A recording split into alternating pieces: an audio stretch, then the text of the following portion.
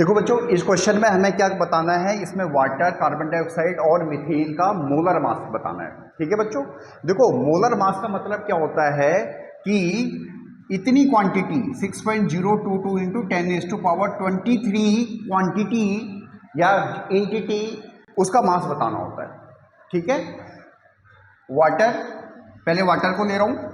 अगर इसका खाली मॉलिक्यूलर मास पूछा होता, मॉलिक्यूलर मास, और इधर लिखता हूं मोलर मॉलिक्यूलर मास, इसको कई बार हम सिंपल मोलर मास भी लिख देते हैं। ठीक है, इसको सिंपल कई बार मोलर मास भी लिख देते हैं। ठीक है बच्चों,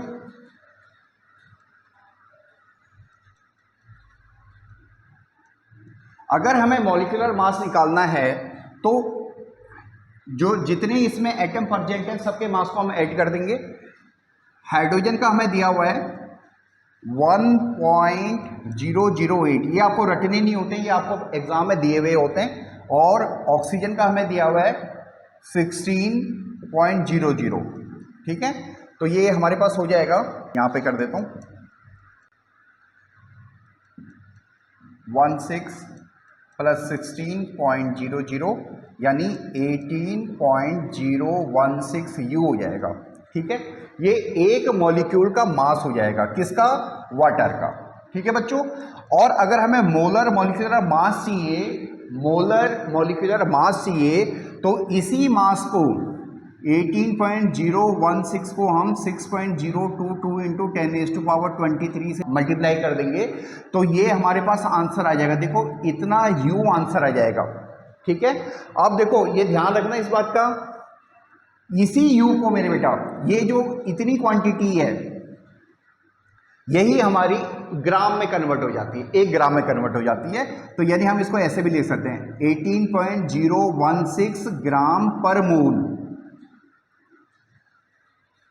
ठीक है, हम इसको ऐसे भी लिख सकते हैं, ये भी ऑप्शन है, ये भी आंसर है। एक प्रिकॉशन, कंपटीशन के जो एग्जाम आएंगे वहां आपको ध्यान रखना है, मोलर मॉलिक्यूलर मास मतलब 1 मोल मॉलिक्यूल का मास, तो आपको ध्यान रखना है ये भी आंसर है, ये भी आंसर है, बट जनरली ऐसा आंसर दिया हुआ होता है।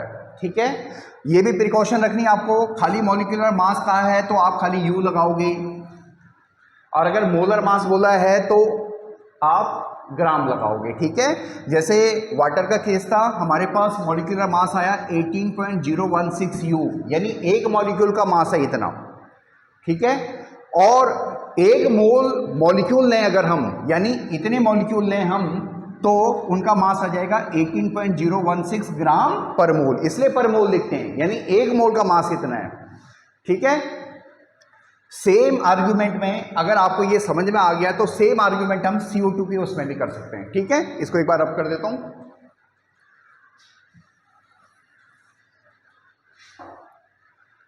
CO2 का केस देखो बच्चों, इसको ऐसे कर देते हैं। देखो मॉलिक्यूलर मास CO2 का, कार्बन का मास 12.01 दे रखा है, ऑक्सीजन का 16 दे रखा है इंटू 2, यानी 12.01 प्लस 32 यानी 44.01 यू हो जाएगा। ठीक है, ये कार्बन डाइऑक्साइड का मॉलिक्यूलर मास है। ठीक है, और अगर हम मोलर मास की कैलकुलेशन करें, मोलर मास की कैलकुलेशन करें तो हम क्या करेंगे, 44.01 को 6.022 इंटू 10⁻23 से मल्टीप्लाई कर देंगे, इतना यू इसका मोलर मॉलिक्यूलर मास हुआ कार्बन डाइऑक्साइड का, या फिर आप ऐसे बोलो 44.01 ग्राम पर मोल। ठीक है, पर मोल ऐसे आप लिख दो। ठीक है बच्चों, तो बहुत क्लियर है आपको कि मोलर मॉलिक्यूलर मास क्या होता है और खाली मॉलिक्यूलर मास क्या होता है, तो आपको ये कंसेप्ट क्लियर होना चाहिए।